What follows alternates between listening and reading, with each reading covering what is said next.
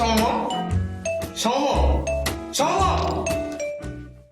33 কোটি দেবতাতেও কি ইন্দ্রলোক অপূর্ণ যে আরো নতুন দেবতার আমন্ত্রণ আবশ্যক? ভুলিও না, জন্ম মৃত্যু দ্বারা মর্তে লোক সংখ্যা নিয়ম শাসনে থাকে। স্বর্গে কিন্তু দেব সংখ্যা হ্রাস করিবার কোনো উপায় নাই। অতএব সংখ্যা বৃদ্ধি করিবার পূর্বে সবিশেষ বিবেচনা করা একান্ত কর্তব্য। গুরুদেব, স্বর্গের পথ দুর্গম করিবার জন্য স্বর্গাধিপতির চেষ্টার কোনো ত্রুটি নাই, একথা সর্বজন বিদিত। তবে দেবলোকে মনসা, শীতলা, ঘেটুনান্দারি অজ্ঞাত কুলশীল নব দেবতার অভিষেক কেন হইতেছে? গুরুদেবের এই কথা নিশ্চয় অগোচর নাই যে মর্ত লোকেই মূলত দেবতাদের ভবিতব্য নির্বাচন হইয়া থাকে। ফলে মর্তের সহিত যোগ প্রবাহ রক্ষা করিবার জন্য মাঝে মাঝে নরলোকের নবনির্বাচিত দেবতাগুলিকে স্বর্গালোকে সাদরে আবাহন করিয়া আনিতে হয়। এ ত্রিকালাঙ্ক, স্বর্গের ইতিহাসে এমন ঘটনা ইতিপূর্বেও ঘটিয়াছে।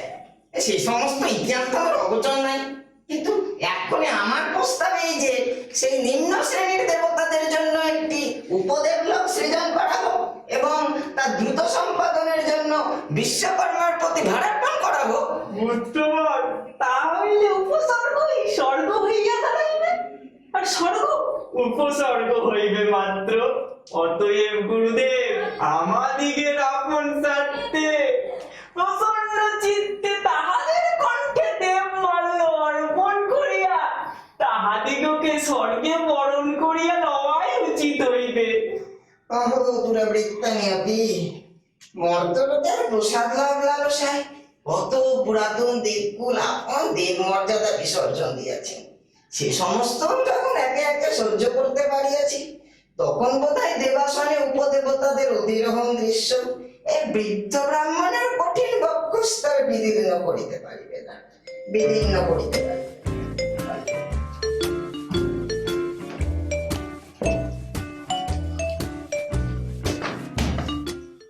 এ কি চন্দ্র, স্বর্গলোকে তো কৃষ্ণপক্ষের প্রভাব নাই, তাহলে তোমার ওই সৌম্য সুন্দর প্রফুল্ল মুখচ্ছবি কেন অন্ধকার দেখিতেছি? দেব সহস্রলোচন, স্বর্গে কৃষ্ণপক্ষ থাকিলে বরং অমাবস্যার ছায়ায় আমি আনন্দে আশ্রয় গ্রহণ করিতে পারিতাম, কিন্তু কিন্তু দেবরাজ, দয়া করে দেবী শীতলার প্রসন্ন দৃষ্টি হইতে আমাকে নিষ্কৃতি দান করো।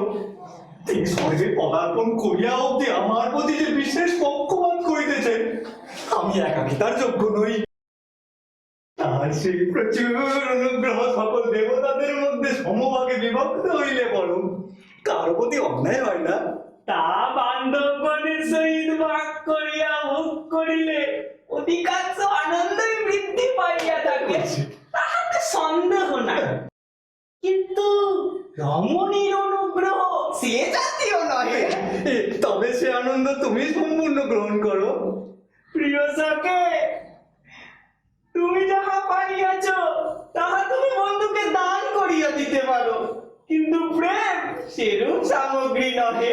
তুমি যাহা পাইয়াছ তাহা অনাদরে ফেলিয়া দিতে পারো, কিন্তু বন্ধুর একান্ত অত্যাবশ্যক পূরণ করিবার জন্য তাহা দান করিতে পারো না।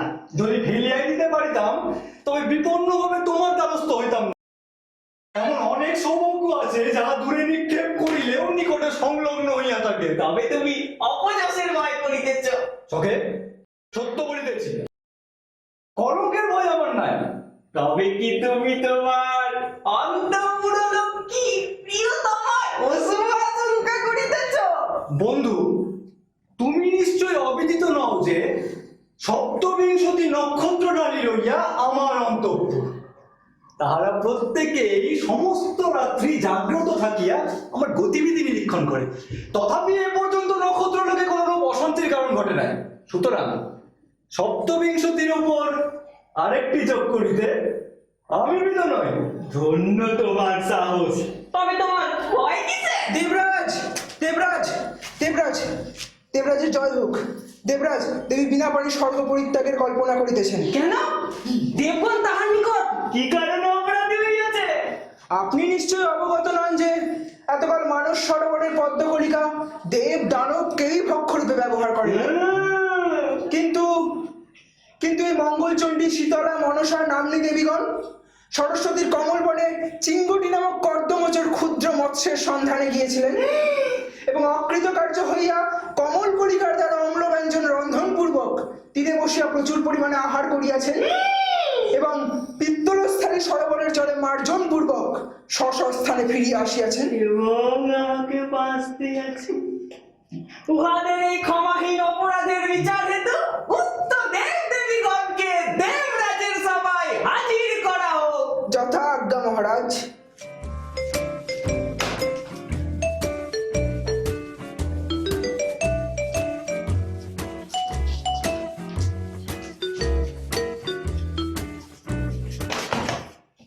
দেবগণ দেবগণ আপনাদের সব কুশল তো?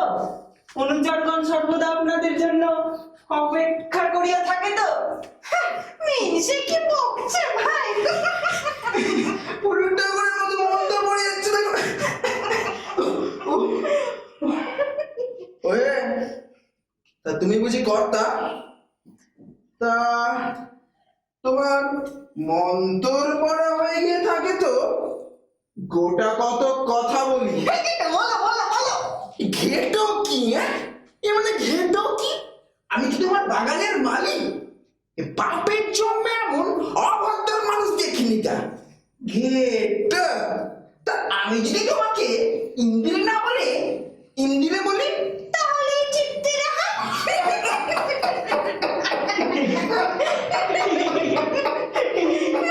আপনাদের এই অকস্মাৎ হাস্যরসের হেতু কি তা ধারণা করতে পারিলাম না।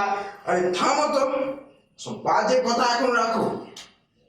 তা তোমার ওই পেয়াদাগুলো আমাকে সোনার ভারী করে কি সব যে এনে দেয় সব আবার আমি ছুঁতে পারিনি। বলি ও মানসা কেলি কোথায়? শুধু দেখেন দেখ। তা তোমার সবজি গিন্নিকে কে বলে দিও তো আমার জন্য রোজ এক থাল গোবরের লাড়ু তৈরি করে পাঠিয়ে দেন যেন। তথাস্তু তথাস্তু, স্বর্গলোকে অল্প দেনু আছেন। বোধ করি আপনার পূর্ণ করা প্রার্থনা তিনি পূর্ণ করবেন। আর তুমি বলো আচ্ছা ঝোলা জানো মাইরিয়া? কেন দেবে?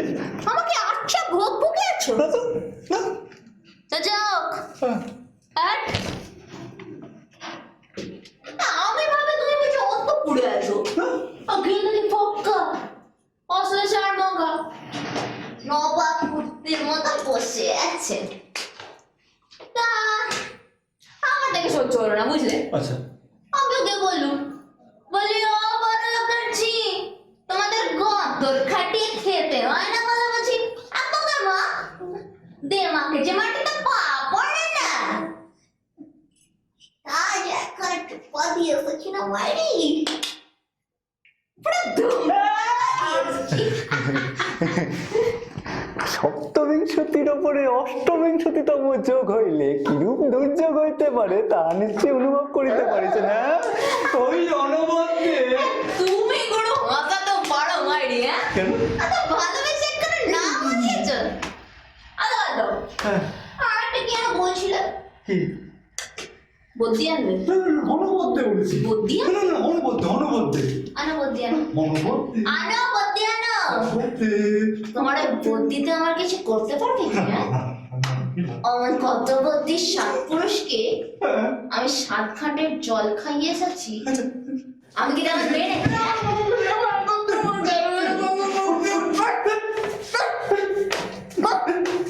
কি করবি তা? মুখে যে রাটিও নেই, তা রেতের বেলা গিন্নির সঙ্গে বকাবকি চুলোচুলি হয়ে গেছে নাকি? দেব আসন করতে অনুমতিও। আসো এখানে ঢের জায়গা আছে। এ দাদা, তুমি আমার সাথে নৈতিকতা করো না। আজ থেকে তুমি হলে কি আমার দাদা আর আমি হলাম তোমার ছোট ভাই। তুমি যাও কোথায়? তুমি যাও কোথায়? আগে অন্তপুরের দেবীগণ তাহাদের সেবকা ধামকে স্মরণ করিয়াছে, অতএব হরিণ শালীন নয়। হ্যাঁ? শালি, হ্যাঁ? না, না, না, আমি তো শালি, না, না, আমি তো শালি। হরিণ শালীন নয় মানে হরিণ শালীন নয়, হরিণ শালীন। আচ্ছা, একটা কথা জানিস? হ্যাঁ? আর তোর এই চাঁদ মুখে না শালিটা বড় মিষ্টি, হ্যাঁ? তা শালি যখন বললি তার কানমোড়াটা কানমোড়াটা ভাবতে চাকরি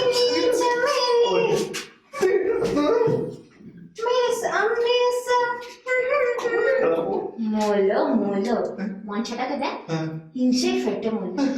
আমি যে তোর পাশে দাঁড়িয়েছি আমাকে সহ্য হলো না।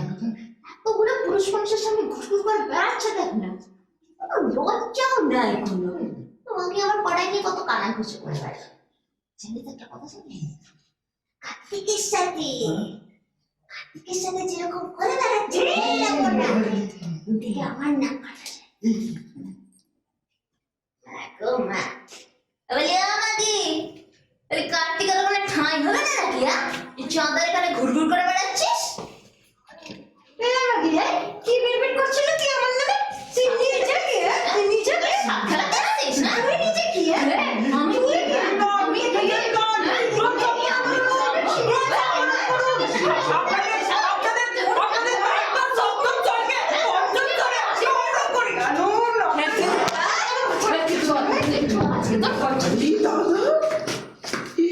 তুমি এত ব্যস্ত কেন? বসো বসো বসো, ভালো মতো বসো, বসো বসো বসো বসো। আরে ওদের এমন রোজ হয়ে থাকে, থাকতো ওলা বিবি তাহলে আর জমতো। তার কি যেন খাবার নিয়ে একটা গোল হয়েছে, তাই সে সতীর সঙ্গে ঝগড়া করতে গেছে। হাই সুরেন্দ্র অক্ষ বিহারিণী দেবী পৌলমী। দেবরাজ,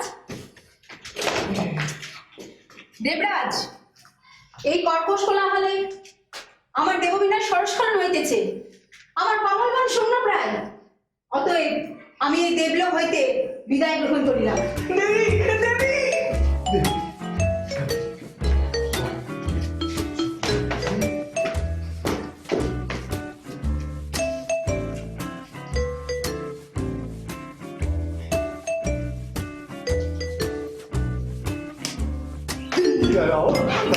ভয় পাচ্ছি।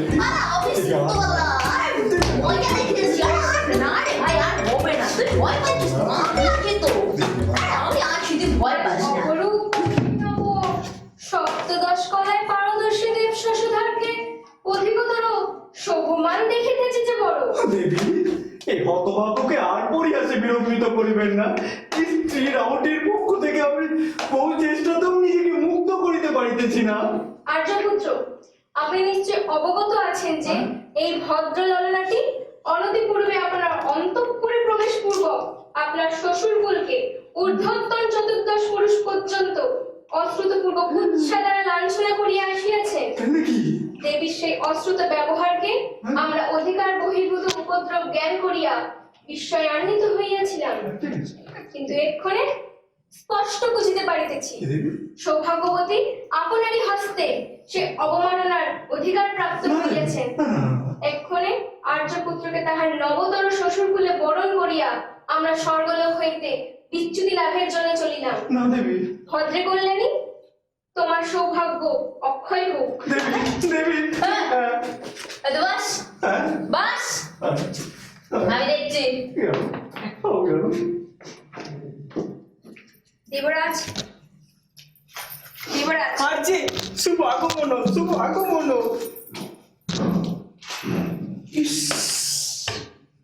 ভারে খাটিছে। মাইরি দাদা, ঢের পুরুষ মানুষ দেখেছি, কিন্তু তোর মতো এমন সৈন্য আমি দেখিনি। তা বউ ঠাকুরুন, আমার দাদাকে কি মন্ত্র করে দিয়েছ বলে দেখি? একেবারে শ্রীচরণের গোলাম করে রেখেছ। তুমি উঠলে ওঠে, তুমি বসলে বসে। দেব কিঞ্চিত অবসর দিতে অনুমতি হোক, অবসর দিতে অনুমতি হোক। দেবীর নিকট কিছু নিবেদন আছে। ইস, একটু যে গাছে গেছি আর গায়ে সইল না, তা এতটা বাড়াবাড়ি করে তাই বলে অতি ভক্তি চোরের লক্ষণ। দেব, তুমি মত করি আত্মবিস্মৃত হইতেছ। না, ওসব ভেবে আমার কাছে লেগেছে। শেষে আবার সাপ টাপ দে। তার চেয়ে তোমরা দুজন বসো, আমি বরং যাই। বসো বসো বসো, তোমরা দুজন বসো, আমি যাই। বসো বসো, তোমরা দুজন বসো, আমি যাই যাই। বসো বসো।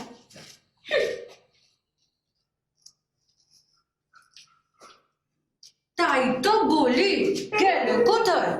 ও অমনি বুঝি স্বামীর কাছে নাগাতে এসো? হ্যাঁ, নাগাও না, নাগাও নাগাও। তোমার স্বামীকে আমি ডরাই না। দেবরাজ, আমি জয়ন্তকে সঙ্গে লইয়া বিষ্ণু লোকে কিছুবার লক্ষ্মী দেবীর আলয়ে বাস করিবার সংকল্প করিয়াছি। আর যে বহুকাল দেবী দর্শন ঘটে না। আর যে ওকে, তুমি যাও কোথায়? তুমি যাও কোথায়? অনবসর ক্রমে বহুকাল চক্রপাণীর সহিত আমারও সাক্ষাৎ হয় নাই। তুমি বসো, আমি বলো। আরে দেখতে বসে আমি করি। দেব সহস্রজন শুনুন, বিষ্ণু লোকে আমারও বিশেষ আবশ্যক আছে লক্ষ্মী দেবীর সহিত। আমার হাড়ি পাড়া মুখ করে আছিস কেন? বাচ্চা চাকর এমন করলে না আমার কানমলা খাবি। বেশি বেশি বিপদকালে বান্ধবেরাও ত্যাগ করিয়া যায়। কি বললি? হ্যাঁ? কি বললে? আগে বিষ্ণু লোকে আমার বিস্তর বিলম্ব হইবে না, শীঘ্রই বেরিব। যদি অনুমতি করেন তাহলে। কানমলাটা খাবি তবে? হ্যাঁ, না কানমলাটা খাবি তবে? হ্যাঁ, খাবি তবে? কি করছিস এখানে? কি করছিস? তোর সমস্যা কি? আমার শাশুড়ি আপনারা ততক্ষণ প্রাণ ভরে এই নিষ্ঠালাভ শুনুন। এতক্ষণ যাহা বুঝিলেন তাহাতে আমাদের কোনো দায় নাই।